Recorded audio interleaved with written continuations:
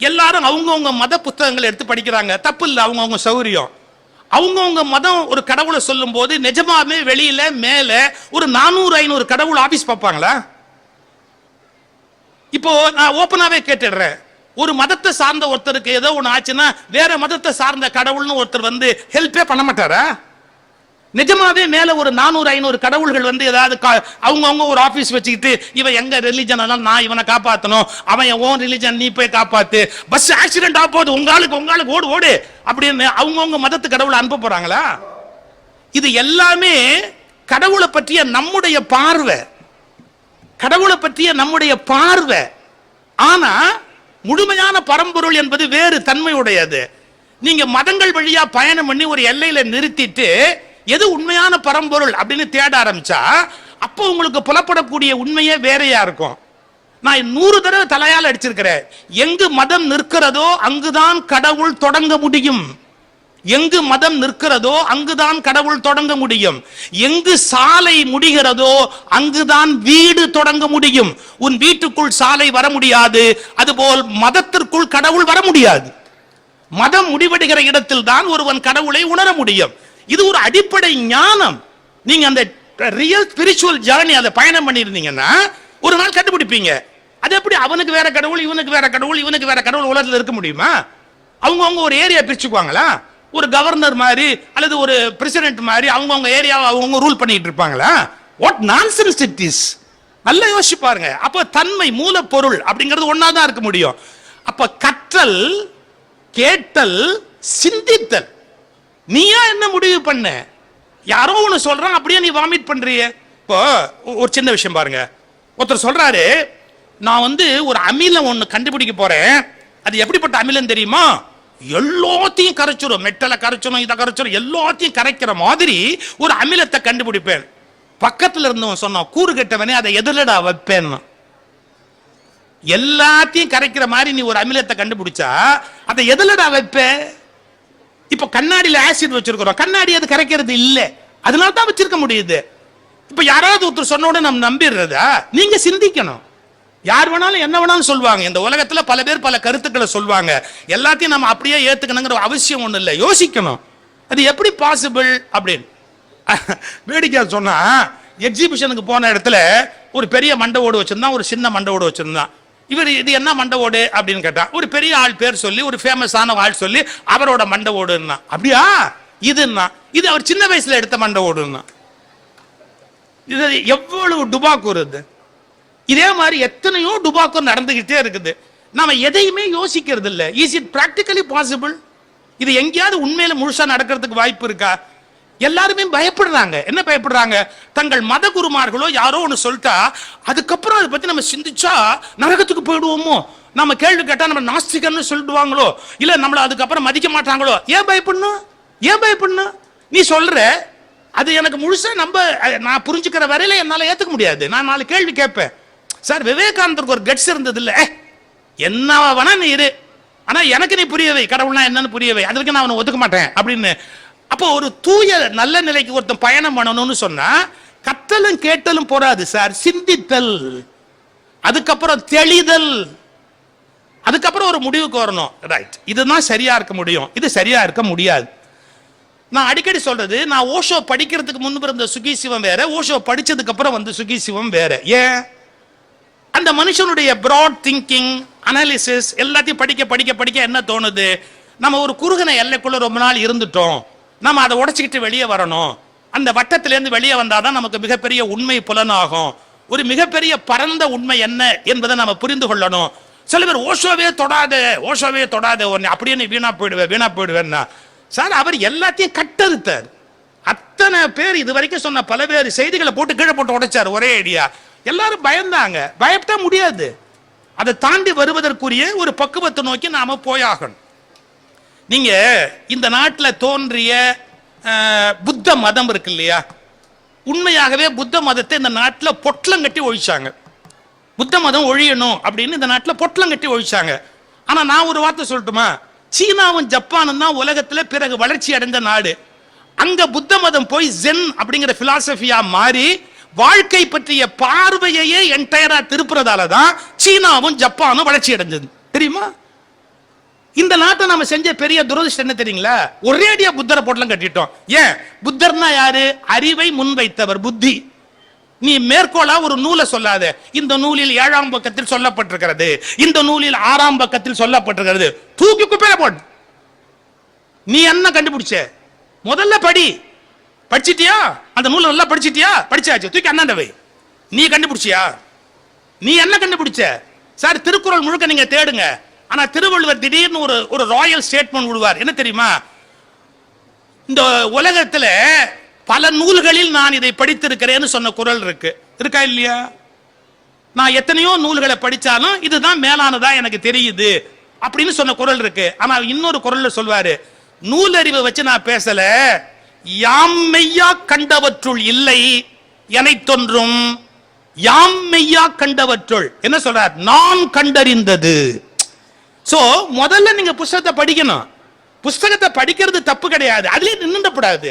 புத்தகத்திலேயே பூச்சி நின்னுக்குது, புத்தக பூச்சி. அதே மாதிரி நீங்களும் புத்தக பூச்சியா நின்றுடுறதா? என்னைக்கு அறிவாளியா மாறுறது? இந்த புத்தகத்துல போட்டிருக்குங்கிறதுக்காக அது உண்மையாயிடுமா? என் குரு சொல்லிட்டாருங்கிறதுக்காக உண்மையாயிடுமா? அது உண்மையா பொய்யா நான் சிந்தித்து தெளிந்து ஒரு முடிவுக்கு வர வேண்டாமா? சோ அதுல இருந்து நெக்ஸ்ட் டிராவல், அதை நோக்கி நான் போயாகணும். ஒரு சின்ன வேடிக்கை சொல்லட்டுமா? எல்லாரும் இந்த நாட்டில் என்ன சொன்னாங்க தெரியுமா? புத்தரை சொல்ற போது, இந்த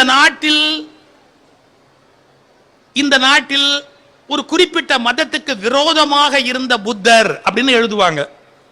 ஒரு குறிப்பிட்ட மத முறைக்கு விரோதமாக இருந்த புத்தர்னு. நீங்க ஆச்சரியப்படுவீங்க. விவேகானந்தர் மட்டும் வேற ஒரு ஸ்டேட்மெண்ட் சொல்றாரு. என்ன சொல்றாரு தெரியுங்களா? இந்து மதத்தின் உச்சமாகிய புத்தர்னர்.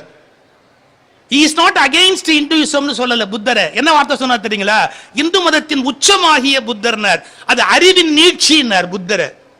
ஏன்னா புத்தரை எதிரியாக கருதியதால் இந்த நாடு வீணானது.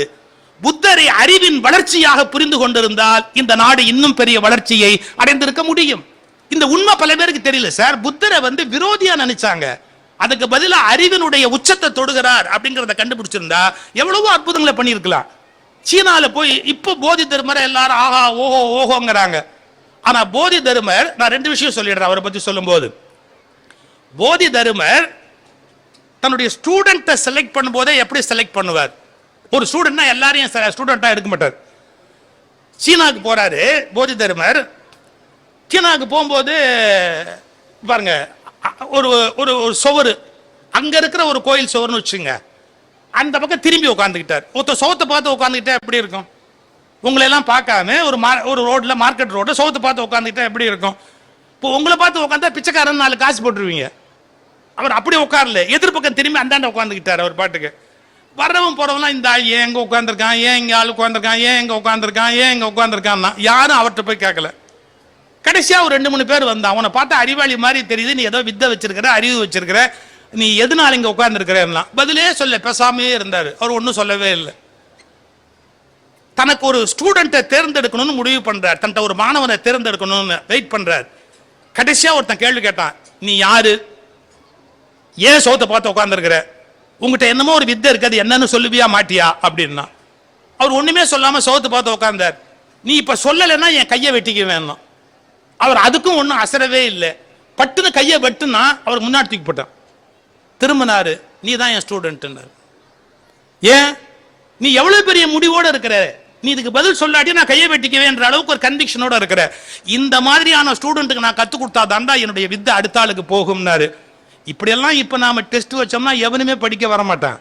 ஆனா யார் வேணாலும் ஸ்டூடெண்டா வரணும் அப்படின்னு இழுத்துட்டு வரதை விட அந்த ஆர்வம், வெறி, இது நான் தெரிஞ்சு இதனுடைய உண்மை என்னன்னு நான் கண்டுபிடிக்கணும் அப்படி. அவருக்கு மருத்துவம் தெரியும், பிறகு அவர் மூலிகை மருத்துவத்தால் அந்த கையை சரி பண்றாரு, அது வேற சமாச்சாரம். ஆனா அவருக்கு மருத்துவமும் தெரியும் போதி தர்மருக்கு. பட் எவ்வளவு தூரத்துக்கு ஒரு சீடனை தேர்ந்தெடுக்கிறாருங்கிறத நீங்க பார்க்கணும். நான் ஒரு பள்ளிக்கூடத்தில் நின்று பேசுறேன், ஆசிரியர்களை எப்படி தேர்ந்தெடுக்கணும் அப்படிங்கிறதுக்கு.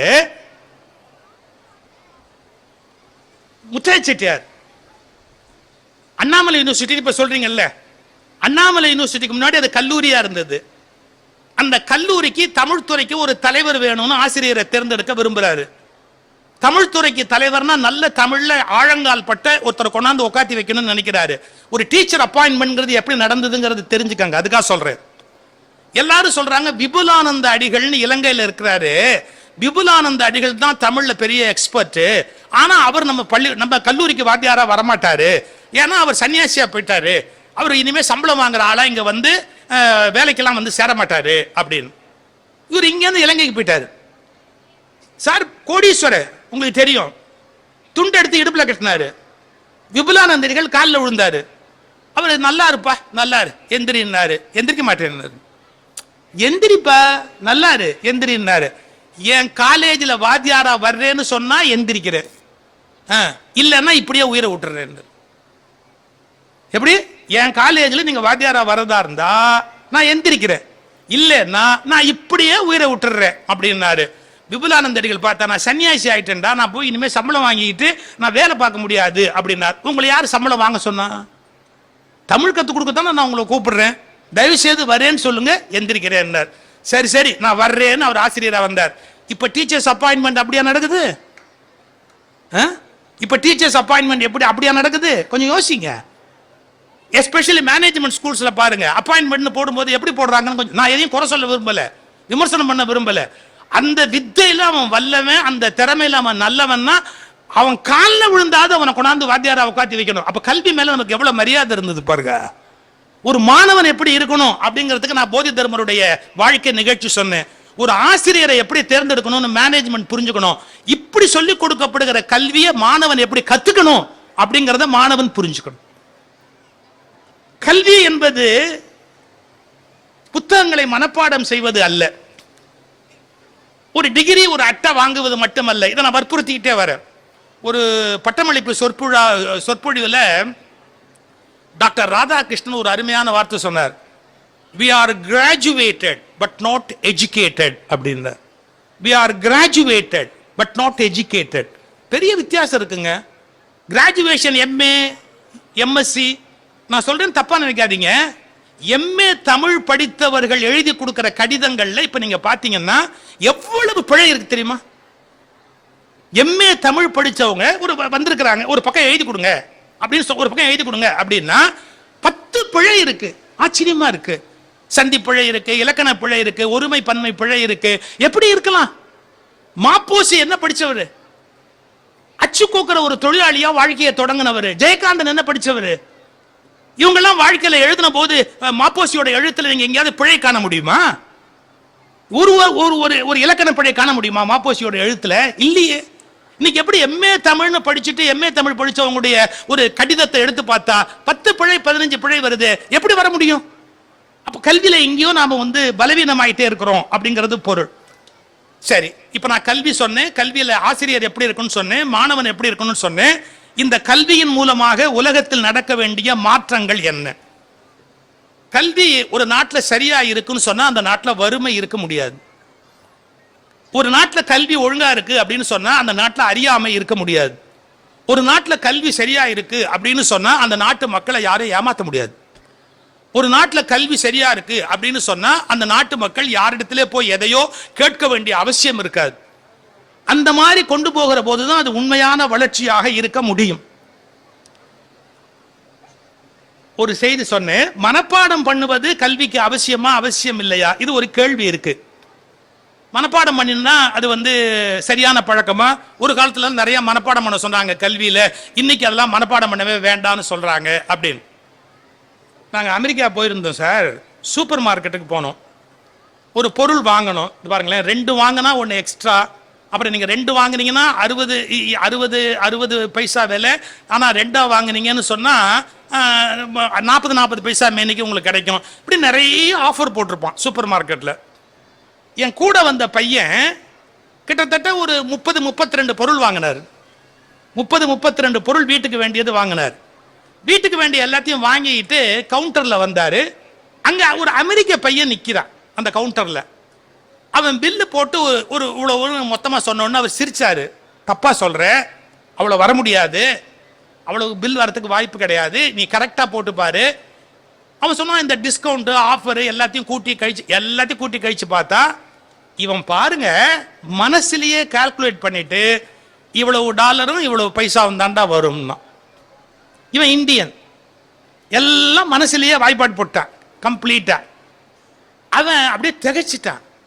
நீ கால்குலேட்டர் கையில் வச்சிருக்கிறியான்னா, இங்க வச்சிருக்கிறேன்னா. அவன் நம்ப தயாரா இல்லை. உள்ள அவன் முதலாளி இருந்தான், அவனை போய் கூட்டிட்டு வந்தான். அவன் பாருங்க, அவன் கம்ப்யூட்டரை எடுத்துட்டு லொட்டு லொட்டு லொட்டுன்னு தட்டி அதை விட தப்பா போட்டான். போட்டு இவ்வளவுதான் வரும் அப்படின்னா. இவன் தெளிவா சொன்னா வராது அப்படின்னா.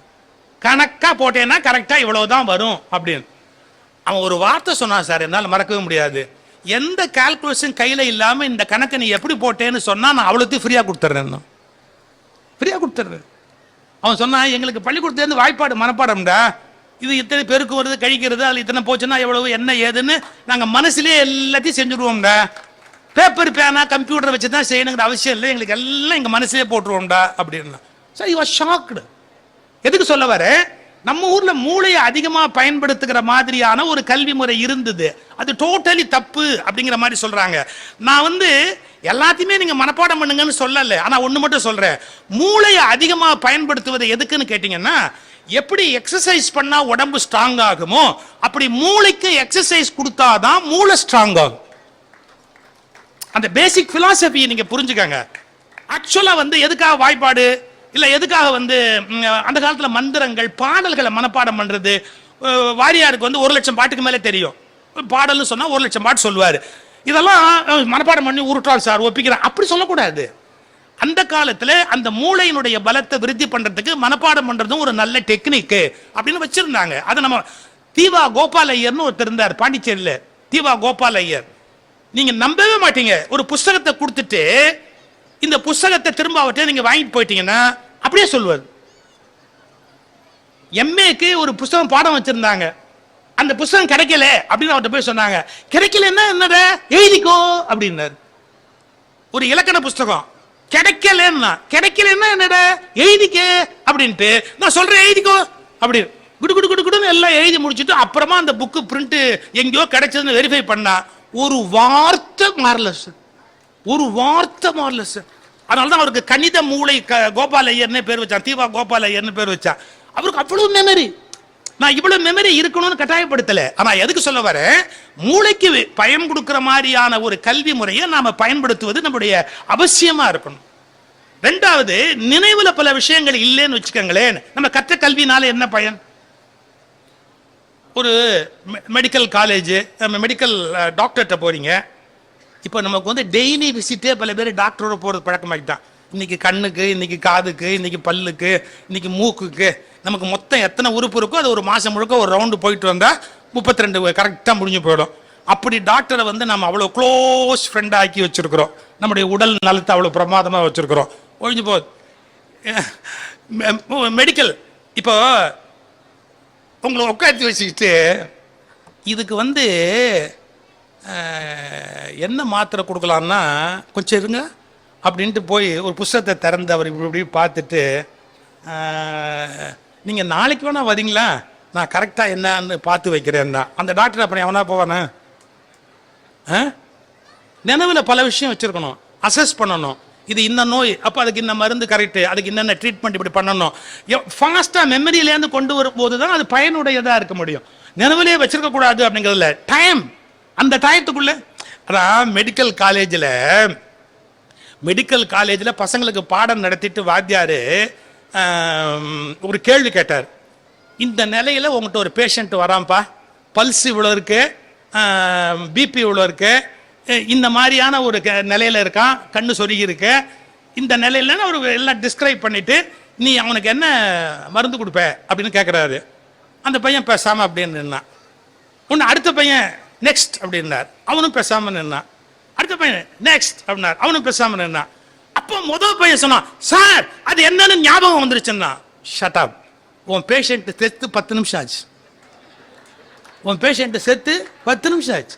இனிமேல் நீ மருந்து கொடுத்தாலும் ஒன்று தான், கொடுக்கட்டாலும் ஒன்று தான், கொஞ்சம் சும்மாரு அப்படி.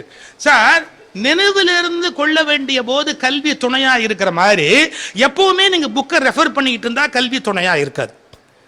சோ அந்த கல்வியில நினைவில் வைத்துக் கொள்ள வேண்டியது என்பதும் மிக மிக முக்கியமான ஒன்று என்பதை நாம மறந்து விடக்கூடாது. இன்னைக்கு விமானத்தில் என் கூட டாக்டர் சொக்கலிங்கம் வந்தார், கார்டியாலஜிஸ்ட்டு. அவருக்கு நான் வயசு சொன்னால் கண்பட்டு போயிடும், வயசு சொல்ல விரும்பலை, வயது மூத்தவர். அவர் சொன்ன வார்த்தையை சொல்லட்டுமா? அவர் சொன்ன மிக முக்கியமான ஒரு வார்த்தையை சொல்லட்டுமா? எங்கள் வாத்தியாருங்கள்லாம் நிறைய பேர் செத்து போயிட்டாங்க சார், மெடிக்கல் காலேஜ் ப்ரொஃபஸர். அவர் கொஞ்சம் வயது மூத்தவர், அதுக்கு மேலே நான் சொல்ல விரும்பலை. எங்கள் வாத்தியாருங்கள்லாம் நிறைய பேர் செத்து போயிட்டாங்க சார். எனக்கு அதை பற்றி வருத்தம் இல்லை. என்கிட்ட படித்த மாணவர்களையும் 25% செத்து போயிட்டாங்க சார். டாக்டர்ஸ் எங்கிட்ட படித்த மாணவர்களையும் 25% செத்து போயிட்டாங்க சார். ஏன்னா அவர் கார்டியாலஜிஸ்டா வந்த பல டாக்டர்ஸ் செத்து போயிட்டாங்க சார். என்னங்க அர்த்தம்? உங்களை காப்பாத்துறதுக்கு மருத்துவம் படிச்சவங்களுக்கு தன்னை காப்பாத்திக்க தெரியலன்னு அர்த்தம். இப்பதான் நீங்க கல்வியை புரிஞ்சுக்கணும். கல்வி என்பது வெறும் தகவல் சேகரிப்பு விஷயம் அல்ல. அது வாழ்க்கையில் நடைமுறைப்படுத்தி உங்கள் வாழ்க்கையை வெற்றியடைய வைத்தால்தான் அது சரியான கல்வியாக இருக்க முடியும். அந்த கல்வியை உங்களுக்குள்ள இம்ப்ளிமெண்ட் பண்ணி நடைமுறைப்படுத்தி. நான் கேட்டேன், என்ன சார் கார்டியாலஜிஸ்ட்ங்கிறீங்க, அவங்க இறந்து போயிட்டாங்கிறீங்க, என்னன்னு. அவர் ஒரு வார்த்தை சொன்னார். என்ன சொன்னார் தெரியுங்களா? தன்னைத்தானே பர்ன் அவுட் பண்ணிக்கிறாங்க. இப்போ அவசரமா தான் எல்லா பேஷண்ட்டும் வருவாங்க. ஹார்ட் அட்டாக் ஆனவங்க எல்லாருமே அவசரமா தான் வருவாங்க. இதை காப்பாற்றணுங்கிற போது அவரே நர்வஸ் ஆகி பரபரப்பாகி படப்படன்னு ஆயிட்டாருன்னு வச்சுக்கோங்க, பேஷண்ட்டை காப்பாற்ற முடியாது. ஒரு கார்டியாலஜிஸ்ட் சொல்லிக் கொடுக்குற விஷயமே என்ன? எதுக்கும் டிஸ்டர்ப் ஆகாதீங்க சார். உங்க மாப்பிள்ளை ஓடி போயிட்டாலும் கவலைப்படாதீங்க சார். உங்களுக்கு மருமக சாப்பாடு போடாட்டியும் கவலைப்படாதீங்க சார். உங்க வீட்டை ஏதாவது பத்தி எரிஞ்சா கூட கவலைப்படாதீங்க sir. Heart is so important. எல்லாத்தையும் பொறுமையா பார்த்து பொறுமையா வெளியில வாங்க. படபடப்பு ஆகாதீங்க. நான் மருந்து கொடுக்கலாம், மாத்திரை கொடுக்கலாம், அதெல்லாம் உங்களை காப்பாத்தாது. உங்க நிதானம் தான் உங்களை காப்பாற்றும். இதான் கார்டியாலஜிஸ்ட் எல்லாருக்கும் கற்றுக் கொடுக்குற விஷயம். எவ்வளவு மருந்து கொடுத்தாலும் எவ்வளவு மாத்திரை கொடுத்தாலும் உங்க நிதானம் தான் உங்களை காப்பாத்துமே ஒழிய, இவ்வளவு சொல்லி கொடுத்த கார்டியாலஜிஸ்ட் அதை அவர் நடைமுறைப்படுத்துறாரா? நான் என்ன கண்டுபிடிக்க வரேன், என்ன சொல்ல வரேன்னு பாருங்க. கல்வி என்பது வெறும் தகவலாக உங்களுக்கு இருக்கிற வரை பயன் இல்லை. அது உங்கள் செயலாக மாறுகிற போதுதான், அது உங்கள் வாழ்வின் நடைமுறையாக மாறுகிற போதுதான் அது உங்களை பாதுகாக்கிற ஒரு கருவியாக இருக்கும். இல்லைன்னா அது பயன்படாமலேயே போய்விடும். பல பேர் கல்வியை கல்வியாவே தனியா வச்சிருக்கிறாங்க. அது யாருக்கும் பயன்படாம அப்படியே ஒரு ஓரத்தில் இருக்கிறாப்புல வச்சிருக்காங்க. இல்ல, நாம கற்றதை நாம நடைமுறைப்படுத்தி நமக்குள்ள கொண்டு வருவதற்கான முயற்சியில இறங்க வேண்டும். அதனால நான் ஒரு கல்வியை பற்றிய ஒரு 7-8 பார்வை சொன்னேன் உங்களுக்கு. ஒரு ஆசிரியன் மாணாக்கன் எப்படி இருக்க வேண்டும் என்பதை சொன்னேன். முக்கியமா ஆசிரியருக்கு நான் ஒன்று சொல்றேன், மாணவர்கள் கேள்வி கேட்டா கோச்சுக்காதீங்க. மாணவர்கள் கேள்வி கேட்டா கோச்சுக்காதீங்க. கேள்விகள் தான் அறிவுலகத்தின் சாவிகள். கேள்விகள் தான் அறிவுலகத்தின் சாவிகள். நிறைய யாரு கேள்வி கேட்கிறாங்களோ அது மூலமா தான் நமக்கு உண்மையிலேயே அறிவு வளர்வதற்கான ஒரு வாய்ப்பு இந்த உலகத்தில் இருக்க முடியும். அதனால ஆசிரியன், மாணவன், பெற்றோர்கள் எல்லாரும் கல்வியை பயன்படுத்தணும். ஆனா கல்வி என்பது வெறும் புத்தக அறிவு அல்ல. அதை ஒரு பரபரப்பு மூலமா நம்ம அடைய முடியாது. ஒரு ஜென் குரு கிட்ட ஒருத்தன் போறான், இதை சொல்லி முடிச்சிடுறேன், நிஜமாவே முடிச்சிடுறேன். ஒரு ஜென் குரு கிட்ட ஒருத்தன் போனான், சான்சுன்னு பேரு. அவன் சொல்றான், அவர்கிட்ட போய் சொல்றான், நான் உங்ககிட்ட வில் வித்தை கத்துக்கணும், எவ்வளோ நாள் கற்றுக் கொடுப்பீங்க? அவர் இப்படி யோசிச்சுட்டு, ஒரு 10 வருஷம் என்கிட்ட இருப்பியா? 10 வருஷம் இருந்தால் கற்றுக் கொடுக்குறேன். நான் சீக்கிரமாக கற்றுக்கிறேன், நான் ரொம்ப அதிக அக்கறையோடு கற்றுக்கிறேன், வேகமாக கற்றுக்கிறேன், கூடவே வேணாலும் உங்கள் கூடவே நான் இருக்கிறேன். அப்போ எவ்வளோ நாளில் முடியும்னா, அப்போ ஒரு 20 வருஷம் ஆகும். 20 வருஷம் நான் சீக்கிரமாக ஆகணுங்கிறதுக்காக சொல்கிறேன். நான் வேணா இங்கேயே இருந்துடுறேன்னா அப்போ 30 வருஷம் ஆகும். என்ன அர்த்தம் தெரியுங்களா? நீங்க விரைவாக ஒன்றை கற்றுக்கொள்ள முடியும் என்று நினைத்தால் ஏமாந்து போய் விடுவீர்கள். ஏன்? விரைவா போறதால ஒரு விஷயம் உள்ள போகாது. அது சரியான ஒரு வேகத்துல உள்ள போனா மட்டும்தான் அது நம்முடைய வாழ்க்கைக்குள்ள போக முடியும். இது ரொம்ப முக்கியம். இன்னொன்னு நான் சொன்ன பார்த்தீங்களா, மெமரியிலேருந்து நம்ம பல விஷயம் சொல்ல பழகணும் அப்படின்னு. இன்னொரு ஜென் குரு கிட்ட வித்தைக்கு போறான். அவனும் வில் வித்தையில வல்லவன். அவன் அவர்கிட்ட சொல்றான், நான் வில் வித்தையில ரொம்ப வல்லவன் அப்படின்னா. அவர், அப்படியா, வில் வித்தையில ரொம்ப வல்லவங்கிற வில்லெல்லாம் வச்சிருக்க? என்னங்க பேசுறீங்க? வில்லெல்லாம் இல்லாம எப்படிங்க வர முடியும்? அப்படியா, இந்த மேல அந்த பறவை போகுது இல்ல, அந்த பறவையில அது அந்த 3வது வரிசையில 2வதா ஒரு பறவை போகுது, அதை வீழ்த்து பார்ப்போம் அப்படின்னு. அவன் உடனே வில்ல வச்சு அடிச்சான், அது விழுந்தது. பார்த்தீங்களா நான் எவ்வளவு பெரிய எக்ஸ்பர்ட் தெரியுமா? ரைட். அடுத்தாப்புல இன்னொரு பறவை கூட்டம் வந்தது. அப்போ அவனை கேட்டாரு, இதுல எந்த பறவையை நான் வீழ்த்தணும் சொல்லுன்னார். அவன் சொன்னான், இந்த 2வது வரிசையில் 3வது பறவைய அப்படின்னா. அந்த கண்ணால் அப்படியே அதை உத்து நோக்கினார், அந்த பறவை அப்படியே கீழே விழுந்தது. இவன் கேட்டான், என்னங்க வில்லே இல்லைன்னு. அவர் சொன்ன வார்த்தை கொஞ்சம் மிகையா இருக்கும். நானும் வில்லும் பிரிக்கப்பட முடியாதவர்கள்னர். நானும் வில்லும் பிரிக்கப்பட முடியாதவர்கள். ஒரு வித்தை ஒரு மனிதனிடமிருந்து பிரிந்து போகக்கூடாது. நான் ஆயுதங்களை நம்பி இருப்பதில்லை, நான் வில்லை பயன்படுத்தி வில்லாகவே ஆகிவிட்டேன். இது கொஞ்சம் மிகையா தெரியும், ஆனா அது உள்ள ஒரு உண்மை இருக்கு. அந்த டெடிகேஷன், அந்த இன்வால்வ்மெண்ட், அதோடு நம்ம உள்ள போகிற போதுதான் உண்மையாகவே அந்த கல்வி நமக்கு முழுமையான நன்மையை தர முடியும். அமெரிக்காவில் அடிமைகள் மத்தியில் இருந்தவர்களுக்கு மத்தியில் ஒரு ஒபாமா பிரசிடென்டா வரார்னா கல்விதான் அந்த உயரத்திற்கு அழைத்து போனது. எனவே அனைவருக்குமான கல்வி என்பது மிக மிக அவசியமான ஒன்று. அந்த கல்வியை பெற்று விலங்கிலிருந்து மனிதன் உயர்ந்து அடைய வேண்டிய உயரத்தை அடைய வேண்டும் என்ற செய்தியை உங்கள் முன்பு வைத்து வணங்கி விடைபெறுகிறேன். நன்றி, வணக்கம்.